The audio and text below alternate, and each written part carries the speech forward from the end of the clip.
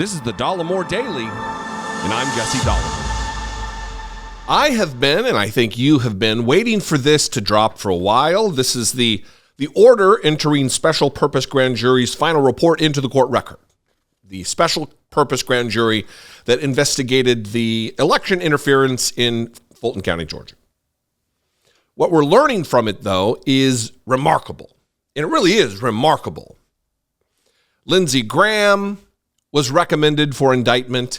Kelly Loeffler was recommended for indictment. David Perdue was recommended for indictment. Michael Flynn was recommended for indictment. Boris Epshteyn was recommended for indictment. Cleta Mitchell was recommended for indictment. And all of these people, and some others, were not ultimately indicted by Fani Willis, the Fulton County District Attorney. Now, this should tell you that this wasn't just a melee, just a catch-all. They weren't trying to just get anybody who was involved. They're wanting to secure convictions in this case. I'm going to read a little bit from a New York Times article, but first, let me show you a couple pages from this. This is one, in looking at this, it seems to be one juror. I'm extrapolating. We don't know if it was the same juror every time, but there were a lot of no votes from one particular, in these votes, what I would assume is one particular person. Again, we don't know, but this wasn't just an all the jurors voting to convict or recommend for indictment. It wasn't that case. There were some standouts, some no votes throughout the course of all of these votes. And I will put a link to this if you want to go through and read it. It's 28 pages. It's not steeped in legalese. It's pretty easy to understand. But I want to read a couple of these here. This is David Perdue. Look, what we're talking about here is sitting United States senators attempting to subvert democracy. That's what the evidence shows here. That's what these votes are voting to indict, sitting at the time, United States senators. Kelly Loeffler, David Perdue. This is remarkable. Lindsey Graham, which I'm going to get to here.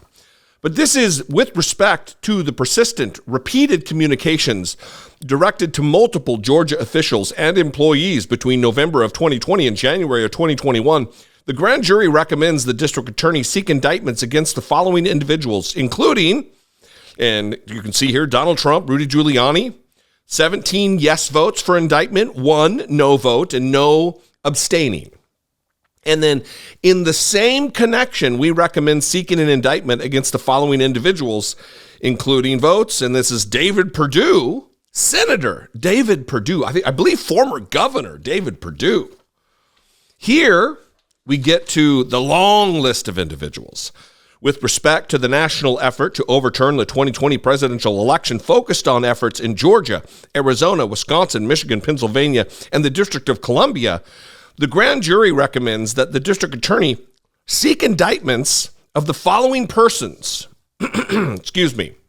Lin Wood, Lindsey Graham, Michael Flynn, David Perdue, Kelly Loeffler, Boris Epshteyn. You can see the votes there. You can see the number of votes. But here I want to read a little bit from this New York Times article. It really puts this in perspective because we are at the precipice of our democracy disintegrating from underneath us. We are. That's not hyperbole. That is not exaggeration. That's both the same things. It is not a clickbait thing to say. We very well could have lost democracy in America on January 6, 2021. It was a violent attempted overthrow of the United States government put upon us by our Republican political leaders, elected people who got into their positions through democracy, wanting to end democracy because their ideas aren't resonating with the people anymore. Here's the New York Times headline. Georgia panel recommended charging Lindsey Graham in Trump case. A special grand jury made the recommendation last year after hearing from dozens of witnesses on whether Donald J. Trump and his allies interfered in the 2020 election. A special grand jury that investigated election interference allegations in Georgia recommended indicting a number of Trump allies who were not ultimately charged in the indictment, including Senator Lindsey Graham of South Carolina, the former Senators David Perdue and Kelly Loeffler of Georgia, and Michael Flynn, a former national security advisor and someone, if you remember, if you've been following along to this sordid tale for years now, someone who has advocated for a Myanmar-style coup here in America. Someone who is advocating for a violent overthrow of the government, and not in adjacent terms, literally calling for, as the questioner called it, Myanmar, but a Myanmar-style coup here in America. This QAnon adherent idiot who happens to be the former disgraced national security advisor. In its final report, which a judge unsealed on Friday, the panel also recommended charges against Boris Epshteyn, one of the former president Donald J. Trump's main lawyers, as well as a number of other Trump-aligned lawyers, including Cleta Mitchell and Lin Wood. After the special grand jury recommended indictments of about 40 people, the district attorney had to weigh which prosecutions would be most likely to succeed in court. A potential case against Mr. Graham, for example, would have been hampered by the fact that there were conflicting accounts of telephone calls, plural, he made to a top Georgia official. Mr. Graham has repeatedly said he did nothing wrong. Of course he did. Mr. Graham, Lindsey Graham, has no ideology that he adheres to. He is there for the power. He's best friends with John McCain when it suits him, and then he betrays the family and sidles up to Donald Trump when it's convenient.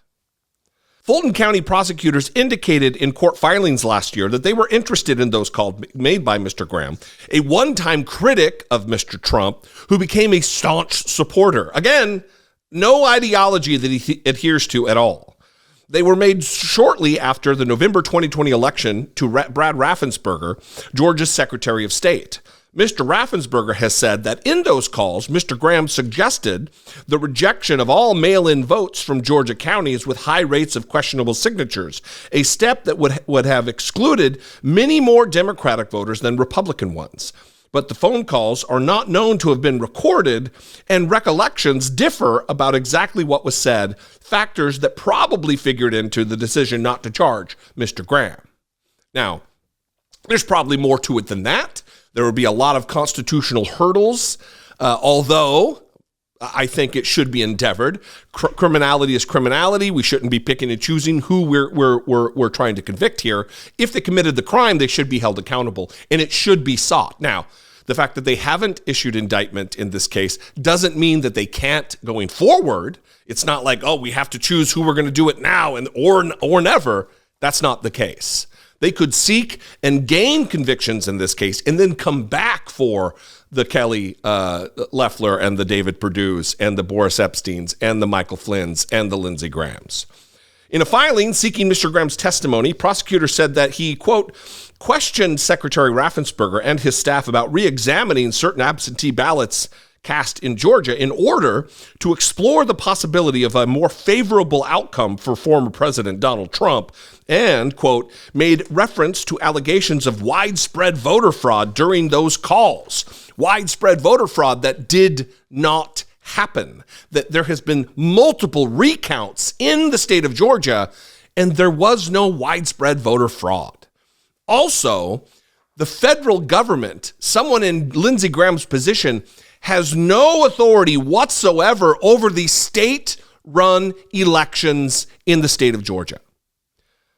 The Constitution is very clear about granting power to run the state elections, giving it to the states. It is not for the federal government to interfere here. Final paragraph, Mr. Graham has characterized as ridiculous the idea that he had suggested to Mr. Raffensperger that he throw out legally cast votes And the senator's lawyers have argued that he was carrying out a legitimate investigative function as a member of the Senate Judiciary Committee. That is absolute nonsense predicated upon what I just said. He has no role to play as a senator in the state certification of elections in Georgia. Full stop.